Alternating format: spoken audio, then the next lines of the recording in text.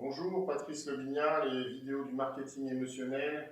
Aujourd'hui, on va parler d'un sujet qui monte, qui est un sujet qui est à la mode, qui s'appelle le social selling.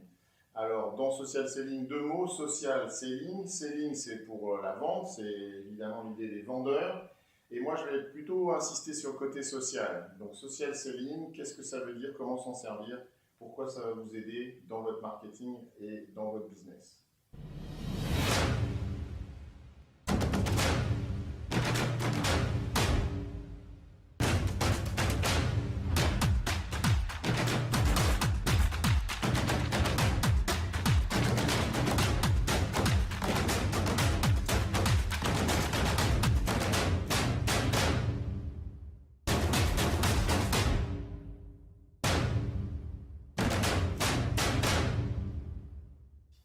Social Selling, c'est aussi un forum sur lequel on se retrouve d'ailleurs dès demain. Et puis, bien sûr, on continuera les échanges après. C'est l'idée du partage. Et ce forum, on le doit à Loïc Simon. Donc, je voudrais le remercier ici de nous inviter, de nous rassembler.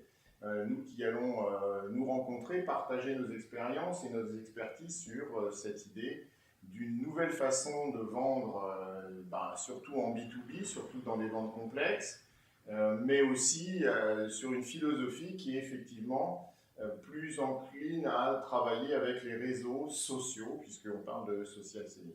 Alors, il n'y a pas uniquement Loïc, il y a bien sûr d'autres experts et certains que j'aurai plaisir à re-rencontrer, puisqu'on se voit quand même de temps en temps, et je pense à mes amis Julien et Bruno qui parleront social dynamique. Le social dynamique, j'en ai parlé dans un épisode sur les influenceurs, comment manager une communauté d'influence et animer ce réseau pour qu'il parle de nos solutions, qu'il justement soit un genre d'ambassadeur nouveau et permette de remonter des leads, puisque c'est ça notre objectif.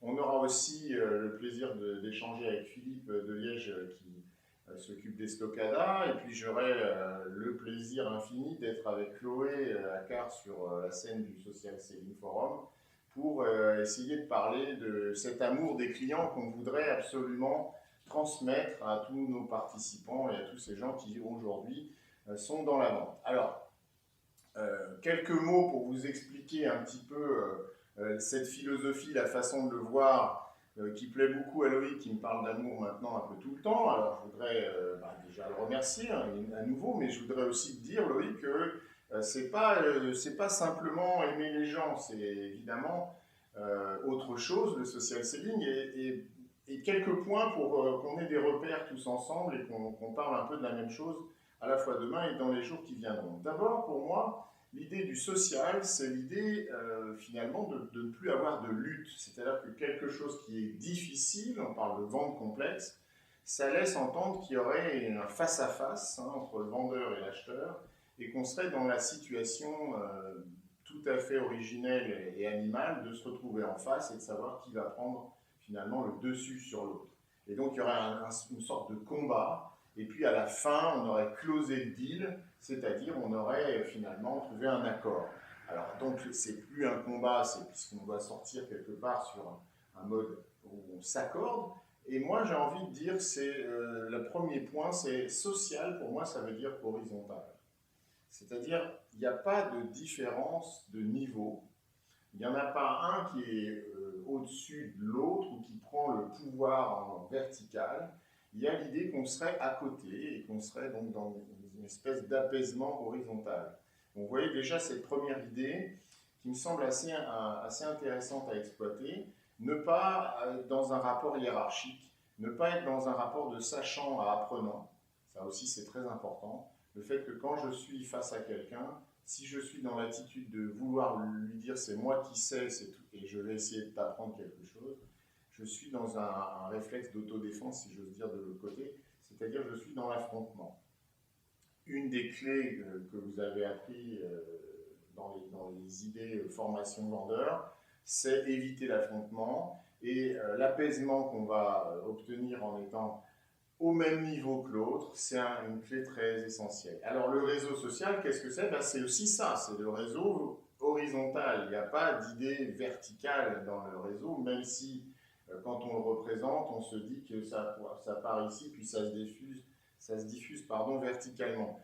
Moi, j'ai envie de dire, finalement, dans le réseau, on est tous au même niveau et on échange et il y a des partages qui se font et en fait, on est quelque part au milieu du réseau, mais pas le point central ni le point de départ, on est à l'intérieur et donc on a des maillons qui se créent les uns avec les autres et on a des ramifications comme ça dans notre réseau. C'est comme ça d'ailleurs qu'on s'est rencontrés un peu tous, là dont je viens de parler. Il n'y en a pas un qui a le lead sur l'autre. Donc ça, c'est le premier point. Le deuxième point que je voudrais avancer avec vous, c'est finalement le rapport social que j'aurai avec celui qui deviendrait éventuellement mon client. C'est un rapport effectivement affectif et dans l'idée principale de pouvoir lui dire oui. Donc il y a l'idée que pouvoir lui dire oui, ce n'est pas un pouvoir, en fait c'est un plaisir. C'est ça la différence assez philosophique entre nous, pour certains en tout cas. Mon idée à moi, c'est de faire plaisir à celui qui est en face de moi. Et ce n'est pas d'avoir le pouvoir de lui dire oui, c'est d'avoir le plaisir de lui dire oui. Et ça, c'est très important parce que c'est une dimension sociale au sens où si ça me fait plaisir, quelque part, ça va, avec le miroir émotionnel, lui faire plaisir à lui. Donc c'est un plaisir qu'on va partager. Alors j'ai plaisir à dire oui à ceux que j'aime, évidemment, et puis aussi à ceux qui m'aiment. Hein. Ça va dans les deux sens. Et vous voyez tout de suite que l'idée d'à côté, c'est finalement j'ai le pouvoir de dire non aussi. C'est-à-dire que j'ai le plaisir de dire oui, mais je me laisse le pouvoir de dire non. Et ce pouvoir, il est aussi chez l'autre. C'est-à-dire que celui qui est en face de moi a toujours la décision. C'est toujours lui qui a le pouvoir de dire non, quelle que soit la proposition que je vais lui faire. Donc vous voyez bien que ça, c'est une forme de détachement, si j'allais dire spirituel, mais c'est quand même un peu ça, c'est-à-dire accepter que le pouvoir est chez l'autre, et il pourrait éventuellement me dire non. Et moi aussi, je pourrais à ce moment-là lui dire non si jamais, finalement, ça ne me convient pas. Et donc, pour moi, la forme sociale de la vente, c'est le plaisir de dire oui et le pouvoir de dire non. Alors, en général, je vais dire non à ceux qui ne m'aiment pas, ou c'est ceux qui ne m'aiment pas qui vont me dire non, ce qui revient finalement au même. C'est là où on a un petit problème d'ego, et si on est un peu plus dans une posture d'humilité, on va accepter de ne pas plaire à tout le monde et qu'il y ait des gens qui nous disent non. Et c'est pas grave. Donc voilà cette idée. Alors la troisième idée que je voudrais aujourd'hui vous présenter, c'est l'idée que social, pour moi, c'est du partage. C'est très important, c'est évidemment on partage avec les gens qui sont à côté ou autour de nous, on partage, c'est un plaisir de partager, mais c'est dans une intention bienveillante dont tout le monde semble s'être emparé aujourd'hui, et j'en suis ravi. Et l'intention bienveillante, elle vise finalement un bien-être chez l'autre. En fait, l'idée du partage, c'est un bien-être augmenté. Et pas une réalité augmentée, c'est un bien-être augmenté. C'est-à-dire ça crée un bien-être supplémentaire chez celui qui est en face de moi, qui évidemment va me le renvoyer et ça va créer un bien-être aussi augmenté chez moi. Donc partager, c'est augmenter le bien-être de l'autre et le bien-être chez moi. On pourra parler de bonheur si vous voulez, mais je pense que c'est un mot un petit peu trop ambitieux. Limitons-nous au bien-être. Quand je suis social, j'augmente le bien-être de l'un qui évidemment revient vers moi. Du coup, je vous renvoie aussi à un épisode dans lequel je parlais de cette posture du giver, de celui qui donne volontairement et puis qui se met dans l'éventualité, mais la non-certitude, l'incertitude totale de recevoir. C'est ça aussi le social. Donc je partage, j'augmente le bien-être chez les gens et puis je me dis, il est possible que ça revienne. Donc regardez cet épisode sur les givers, ça peut vous inspirer.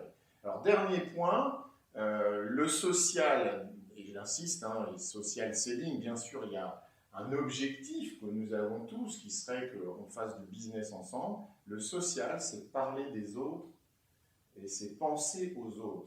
Donc c'est aussi quelque part un apprentissage sur soi-même, arrêter de parler de soi et arrêter de penser d'abord à soi, se tourner vers l'autre, penser à l'autre, parler à l'autre, et puis on verra bien ce qui va se passer. Voilà. Alors soyez social, faites aussi du selling à un moment, et puis retrouvons-nous au Social Selling Forum pour partager, échanger et créer un peu plus de bien-être entre nous. Merci de nous suivre, merci de continuer à partager et éventuellement posons donc des questions que nous pourrions traiter dans les prochains épisodes. À bientôt, merci.